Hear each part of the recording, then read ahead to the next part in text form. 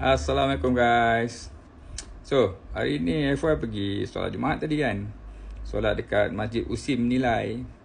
So, terfikirlah pula kan. Cuba bayangkanlah pada kurun ke-14 dahulu kan, saudara-saudara Arab tu kan, sahabat-sahabat Nabi, para tabi'in tu tak datang ke tanah Melayu. Kan? Jadi tak adalah sultan-sultan kita kan convert kepada Islam, masuk Islam kan, hingga kan penduduk-penduduk Malaysia kebanyakannya memegang keislaman lah, di mana pondok-pondok, sekolah-sekolah pondok dibuka kan, Atok Kenali dekat Kelantan tu semua kan, Batu Pusat Terengganu kan, ditulis kan dan sebagainya lah. So tak wujud lah semua tu kalau anda kata saudara-saudara Arab tu kan tidak keluar berdakwah daripada Madinah tu untuk sampai ke tanah Melayu. Cerita dia tuan-tuan dan puan. Kan pada kurun ke-14 tanah Melayu tidak Islam tak sampai seru dah. Kalau Islam tak sampai seru, kalau orang putih pun tak datang kat sini tuan-tuan dan puan kan. Ataupun kalau kata Islam tak sampai tapi orang putih yang sampai kan. So silap kita tempat masjid yang saya pergi tadi tu ada church lah kot. Ada gereja. Kan kau boleh fikir balik kan.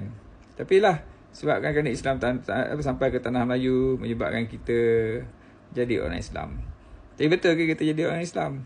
Kan? Kalau kita fikirkan balik kan, terdapat prinsip-prinsip yang berbeza antara kita dengan Islam lah. Orang Melayu dengan orang Islam kan. Contohnya kan, orang Melayu dia punya pegangan rezeki cupak takkan jadi segantang. Kan. Kalau orang putih tu retire rich, retire young. Ataupun be rich or die trying. Tu orang putih je lah. Tapi Islam dia lain. Dia berusahalah kamu seumpama kamu hidup selama-lamanya dan beribadahlah kamu seumpama kamu mati esok hari.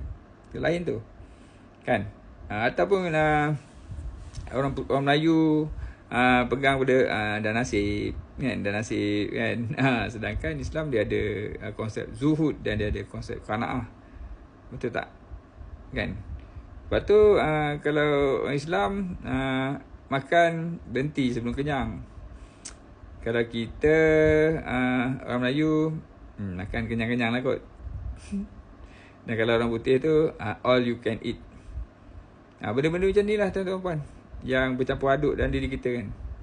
Kita pun confused dengan diri kita sendiri. Kita Melayu ke, kita Islam ke, kita orang putih. Tuan-tuan puan, cuba fikir-fikirkan. Alright. Assalamualaikum. Bye.